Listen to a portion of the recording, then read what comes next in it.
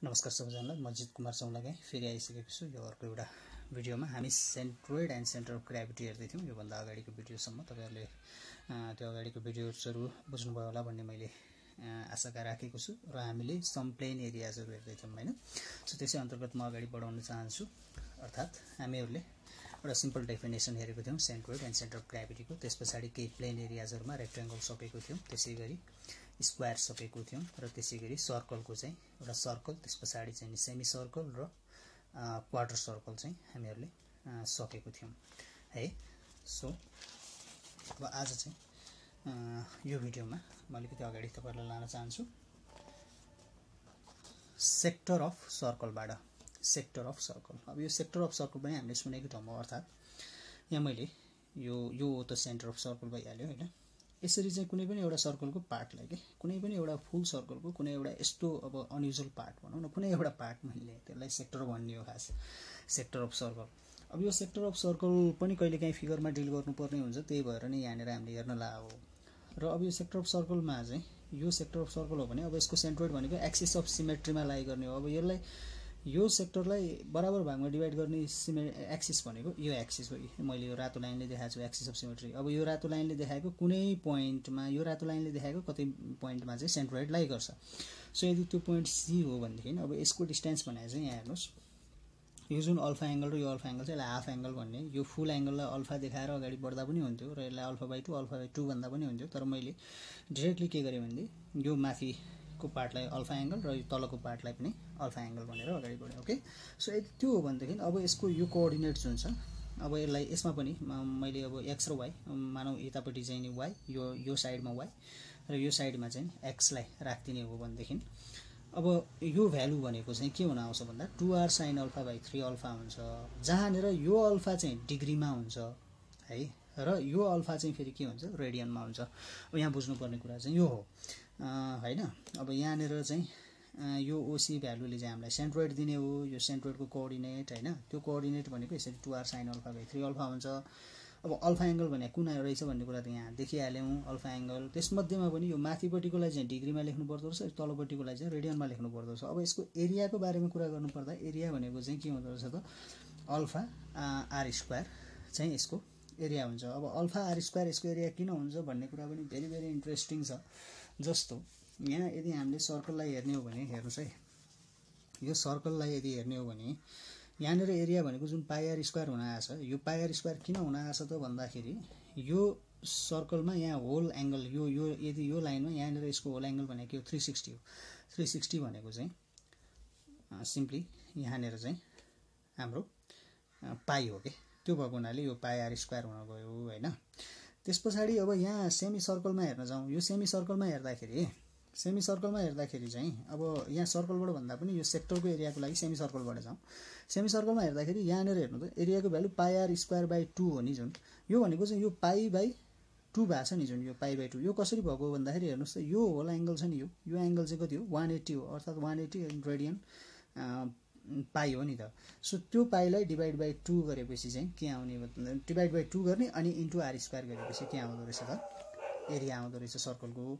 अर्थात यहाँनेर क्वार्टर सर्कललाई हेर्ने हो भने पनि हेर्नुस् त यो 90 डिग्री हो यसको होल एंगल जुन हो, यो अर्थात यहाँनेर यसले बनाएको एंगलको हाफ एंगल इन्टु r² रहेछ के, हाफ एंगल इन्टु r²। जस्तो यो पाई हो भने π/2 into r² area of semicircle हो हैन त। त्यसैगरी यो फुल सर्कलको बारेमा कुरा गर्ने हो भने यहाँनेर बनेको एंगल भनेको 2π हो। सो 2π/2 इन्टु r² भएर πr² भएको हो। यहाँनेर चाहिँ यो होल यो सेन्ट्रल एंगल त पाई हो, यहाँनेरको सेन्ट्रल एंगल 2π हो 360 हैन, त्यही भएर 2π/2 हाफ एंगल दिन्छ नि त त्यसले इन्टु r², त्यो भएर 2π/2 भनेको पाई हो, πr² भएको। यहाँनेर चाहिँ यसको सेन्ट्रल एंगल भनेको त के हो त भन्दाखेरि 180 डिग्री, अर्थात रेडियनको टर्ममा त पाई हो नि त 180 भने। So half angle π/2 into r²। त्यसैगरी यो क्वार्टर सर्कलको बारेमा कुरा गर्दाखेरि यसको एंगल त 90 डिग्री हो, 90 डिग्री हो हैन। अर्थात अब 90 डिग्री भनेको फेरि के हो त π/2 हो रेडियनको टर्ममा, π/2 हो, तर हाम्रो फर्मुला के हो हाफ एंगल इन्टु r² हो। π/2/2 यो π/4 कसरी आएको हो त भन्दाखेरि हेर्नुस् त π/2/2 हो के, π/2/2 इन्टु r²। यो भनेको के हो त π/4 अनि r², त्यसरी हो, यसरी बुझ्नु पर्यो।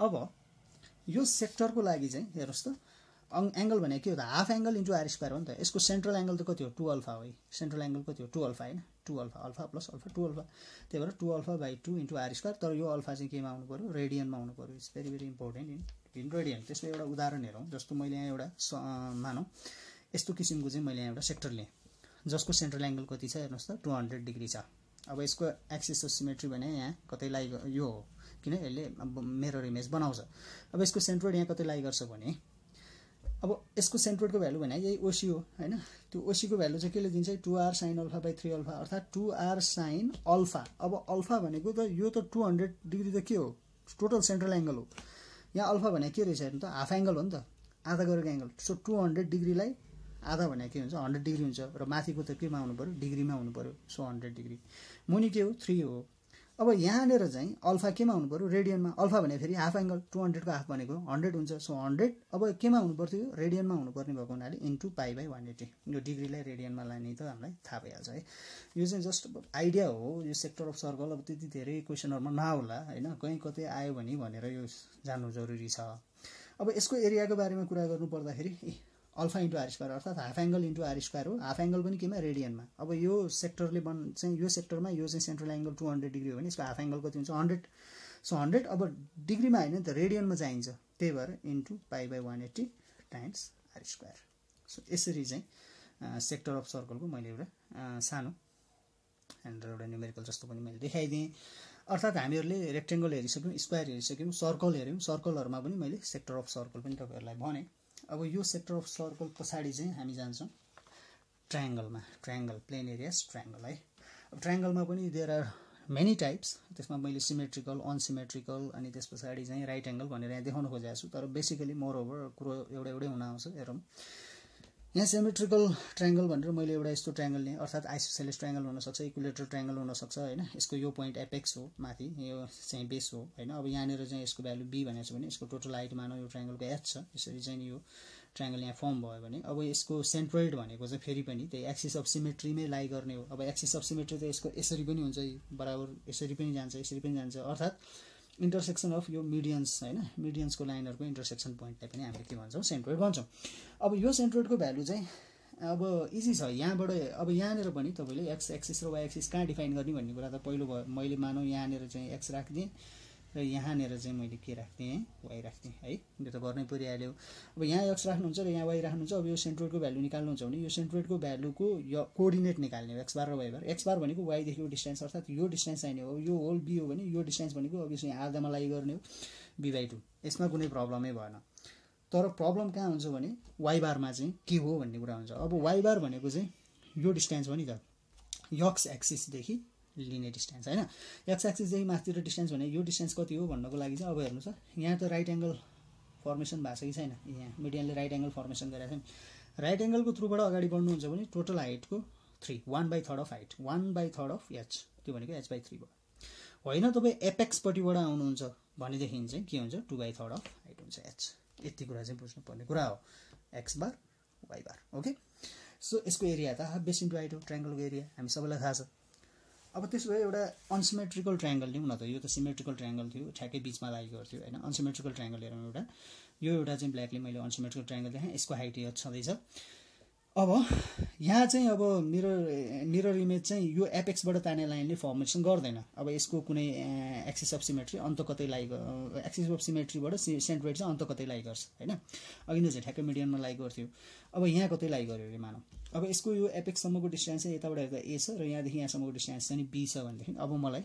यो भ्यालु निकाल्नुस् है यो भ्यालु हैन यो x भ्यालु र y भ्यालु अब मैले यहाँ पनि कोअर्डिनेट डिफाइन गर्छु यसलाई यसरी x भने ठीक छ र यसलाई चाहिँ यसरी y भने यो चाहिँ भेरी भेरी इम्पोर्टेन्ट तपाईले x एक्सिस र y एक्सिस कहाँ राख्नुहुन्छ है अब यो डिस्टेन्स a हो यो डिस्टेन्स b हो यसको होल डिस्टेन्स चाहिँ मानौ l छ र यसको होल हाइट चाहिँ मानौ h छ भनेदेखि अब यसको चाहिँ x कोअर्डिनेट यस्तो खालको ट्रायंगलमा तपाईले अब सेन्ट्रोइडको x बार निकाल्ने भने y देखिको डिस्टेन्स हेर्नु पर्यो अब यहाँदेखि यहाँसम्मको डिस्टेन्स हेर्नु चाहिँ यसको भ्यालु चाहिँ के हुन्छ है a + l/3 हुन्छ अर्थात यहाँदेखि यहाँसम्मको डिस्टेन्स a र + l/3 हुन्छ अब यो कहाँबाट आयो कसरी आयो डेरिभेसनतिर हामी जाँदैनौँ हैन। सिम्पली अब यो चाहिँ याद गर्ने अथवा चाहिँ प्र्याक्टिस गर्दै जाँदाखेरि न्युमेरिकल प्र्याक्टिस गर्दै जाँदा यो युज टु भइहाल्नुहुन्छ हैन। सो a + l/3 हुन्छ यताबाट हेर्दा हैन। तपाईँले अब यही भ्यालु सेन्ट्रोइड यसरी यहाँदेखि पनि कहिलेकाहीँ निकाल्नु पर्ने हुनसक्ला हैन। यो कर्नरदेखि निकाल्नु पर्यो भने चाहिँ b + l/3 हुन्छ। यहाँदेखि यतासम्मको डिस्टेन्स यो एपेक्ससम्मको डिस्टेन्स b + l/3 है। यो भयो तरिका। अब y को लागि त भेरी भेरी सिम्पल। फेरि y को लागि के अरे y बार को लागि त तपाईँले x देखिको डिस्टेन्स हेर्ने हो, x एक्सिसदेखिको त्यो डिस्टेन्स हेर्नलाई यो राइट एङ्गल ट्रायङ्गल त यहाँ छ। अब राइट एङ्गल ट्रायङ्गल भएको ठाउँबाट माथि जाँदाखेरि चाहिँ 1/3 अफ h/3 भयो हैन। एपेक्सपट्टिको साइडबाट आउँदा 2/3 अफ h हो। सिम्पल है। अब यो ठ्याक्कै मिडियनमै लाई गर्दाखेरि सिमेट्रिकल ट्रायङ्गलहरूको केसमा यहाँ आधा हुन्थ्यो ठ्याक्कै, यताबाट त h/3 2h/3 भइहाल्यो। यहाँ पनि यो अब यो डिस्टेन्समा त h/3 2/3 अफ h नै हो। तर यहाँ चाहिँ अब ठ्याक्कै आधा आधा चाहिँ हुँदैन। यहाँ चाहिँ के हुन्छ a + l/3 हुन्छ। यताबाट हेर्नुहुन्छ भने यताबाट हेर्नुहुन्छ भने b + l/3 हुन्छ। एरिया त फेरि पनि त्यही हो, half base into height. So half base भनेको यसको टोटल बेस l छ इन्टु हाइट भनेको यसको टोटल हाइट h भयो है। सो अर्को छ हामीसँग राइट एङ्गल ट्रायङ्गल। अब राइट एङ्गल ट्रायङ्गलमा है मैले यो राइट एङ्गल ट्रायङ्गल बनाएँ। यसको बेस छ b, त्यस पछाडि यसको h हाइट हैन। अब यहाँनिर पनि very very important to define. यसलाई x भने मैले, यसलाई y भने, यो डिफाइन त गर्नै पर्छ। तपाईँले एक्सिस डिफाइन गर्नुभयो। अब सेन्ट्रोइड निकाल्ने भनेको फेरि पनि के हो, एक्सिस अफ सिमेट्रीमा लाई गर्छ। अब यो राइट एङ्गल ट्रायङ्गललाई बराबर भागमा डिभाइड गर्ने कुनै लाइन हो भने यो रातो लाइन हो हैन। अब त्यसो भने सेन्ट्रोइड यही लाइनमा कति लाई गर्छ, मानौँ यहाँ कति बिचमा सेन्ट्रोइड लाई गर्छ भने अब मलाई चाहिने भनेको यो डिस्टेन्स र यो डिस्टेन्स। अब यो चाहिँ यो axis of symmetry हेरिसकेपछि x bar भनेको वाइदेखिको डिस्टेन्स अर्थात् यहाँदेखि यहाँसम्मको डिस्टेन्स मलाई चाहियो। अब हेर्नु त यहाँ राइट एङ्गल फर्मेसन भइरहेको छ कि छैन। राइट एङ्गलको थ्रुबाट तपाईँ जानुहुन्छ भने 1/3 अफ यो डिस्टेन्स अर्थात् 1/3 अफ b, त्यो भनेको b/3 होइन। यो कर्नरबाट आउनुहुन्छ भने 2/3 अफ b है, 2/3 अफ b ठ्याक्कै तपाईँको अघि न यहाँ जस्तै कि यो जस्तै भयो नि, यो एपेक्सबाट आएको जस्तै है। यो यही ट्रायङ्गललाई पनि तपाईँले यति मात्रै भाग हेरिदिने हो भनेदेखि त हेर्नु यति मात्रै भाग हेरिदिनु त राइट एङ्गल ट्रायङ्गल भयो। अनि यताबाट यसरी हेरे जस्तै हुन्छ यो हैन।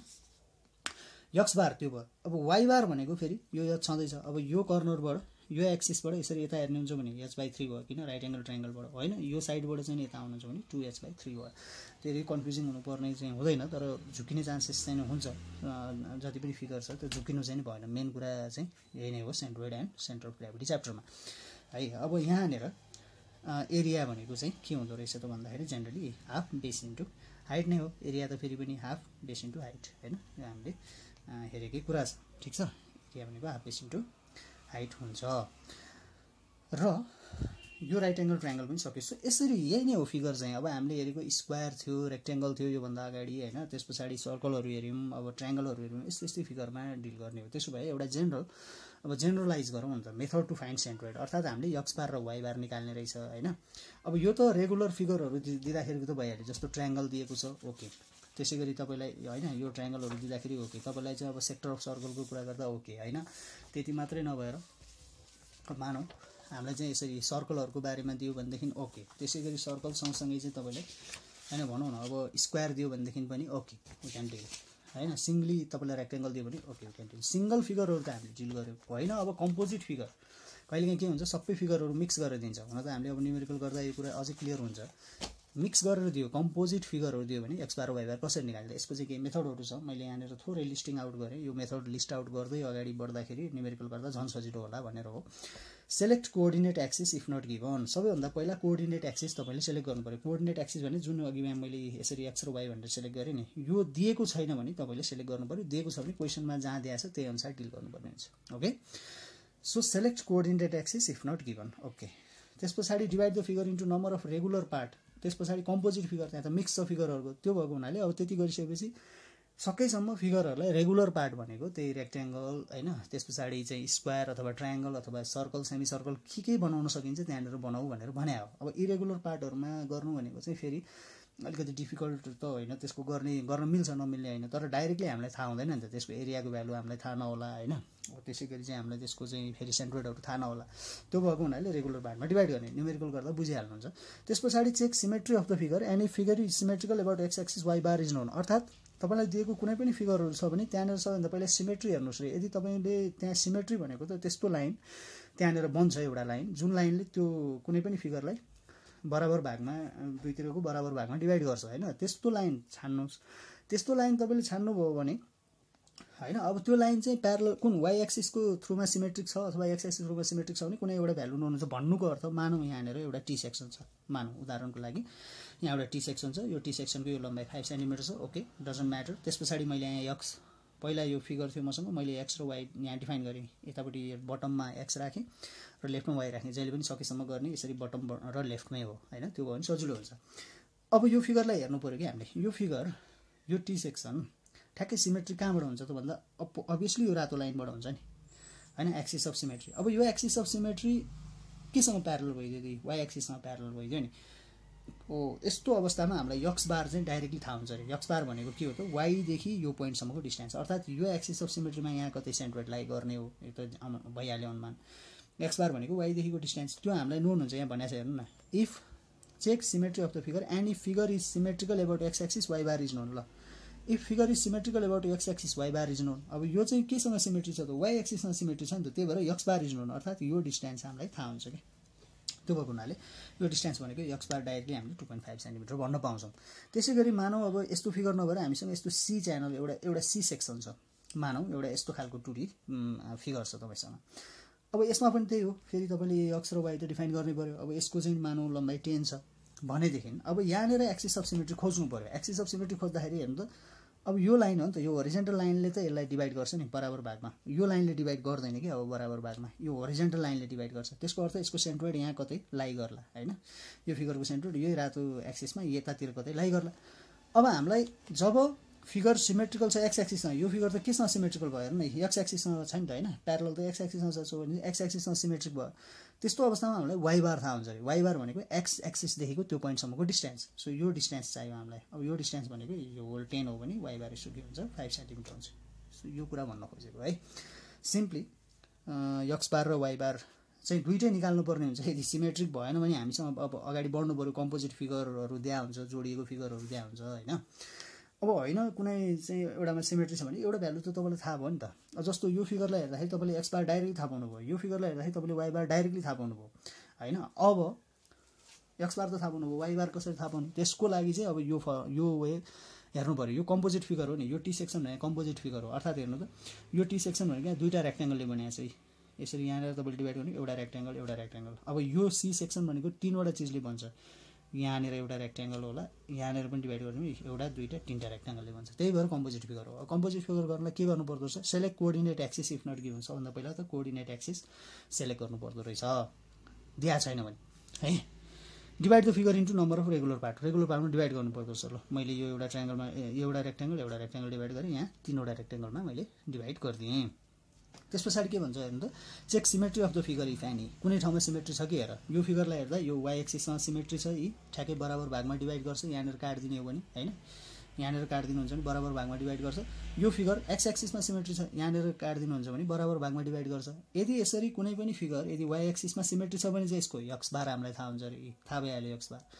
कुनै फिगर यदि एक्स एक्सिसमा सिमेट्री छ भने हामीलाई यसको वाइ बार थाहा हुन्छ अरे, अर्थात् एक्सदेखिको डिस्टेन्स हो वाइ बार भनेको हैन, एक्स बार भनेको वाइदेखिको डिस्टेन्स हो, यो त थाहा भयो। त्यसो भए वाइ बार र अनि एक्स बार चाहिँ कसरी निकालिन्छ कम्पोजिट फिगर हो भने। अब त्यसको लागि चाहिँ के गर्ने भने हामीसँग के छ त फर्मुला भन्दाखेरि यस्तो खालको एउटा फर्मुला छ, अर्थात् कम्पोजिट फिगरको केसमा है त, एक्स बार भनेको चाहिँ summation of a into x by a अनि वाइ बार भनेको summation of a into y by summation a है। यो फर्मुला भनेको चाहिँ अब फिगर गराउँदाखेरि म झन् बुझाउँछु यसलाई, न्युमेरिकलमा क्लियरली बुझि नै हालिन्छ हैन। अब अहिलेलाई चाहिँ सिम्पली हेर्दाखेरि यो फर्मुला चाहिँ हो, र यो फर्मुलाको अर्थ के हो, समेसन ए इन्टु एक्स भनेको a1 इन्टु x1। अब जति पनि फिगर छ मानौँ न, अहिले मैले जस्तो देखाए जस्तै यहाँनिर यही फिगरलाई लिने हो भने पनि अब यहाँ दुईवटा फिगर भयो नि त, एउटा दुईवटा। सो a1 इन्टु x1 यही फिगरको, a2 इन्टु x2 यो फिगरको, त्यसै गरी कि अब यो न्युमेरिकल गर्दाखेरि क्लियर हुन्छ कुरा चाहिँ। सो यो भनेको a1 into x1 plus minus a2 x2 plus minus a3 x3, plus minus plus पनि हुनसक्छ माइनस पनि हुनसक्छ कतिपय अवस्थामा। त्यस पछाडि divide by a1 plus minus a2 plus minus an। त्यसै गरी y बार गर्दाखेरि a1 y1 plus minus a2 y2 plus minus an yn divide by a1 plus minus a2 plus minus है। सो इन दिस वे अब mainly चाहिँ यहाँनिर जाने हो। अब यो प्रत्येक फिगरहरू त फेरि रेगुलर पार्टमा डिभाइड भएको छ, अर्थात् प्रत्येक फिगरहरूको हामीले अघि प्लेन फिगर हेरिसक्यौँ, ट्रायङ्गल हेरेका छौँ, स्क्वायर हेरेका छौँ, सर्कलहरू हेरेका छौँ हैन। त्यहाँबाट हामीले फेरि त्यो भ्यालुजहरूलाई निकाल्दै जाने हो। सो यो भिडियोमा मैले तपाईँहरूलाई यति कुराहरू चाहिँ सकाएँ। हामीले केही प्लेन फिगरहरूको हेर्दै थियौँ र फेरि कम्पोजिट फिगर पनि दिएको छ भने के गर्न सकिन्छ त भन्ने कुराहरू चाहिँ यो भिडियोमा भएको छ। सो अब चाहिँ नेक्स्ट हामी न्युमेरिकलबाट अगाडि बढ्छौँ र त्यसबाट अझ बढी तपाईँहरूलाई क्लियर हुने नै छ। सो त्यतिन्जेलसम्म हेर्दै गर्नु होला योभन्दा अगाडिको न्युमेरिकलहरूलाई पनि र हामी चाहिँ अब नेक्स्ट न्युमेरिकलबाट सुरु गर्छौँ र त्यो न्युमेरिकल गर्दाखेरि फेरि पनि म यो फिगरहरू देखाउँदै तपाईँहरूलाई एक्सप्लेनेसन गर्ने नै छु, बढी क्लियर हुन्छ है त। सो टिल देन हेर्दै गर्नुहोस् centroid and centre of gravity. Thank you.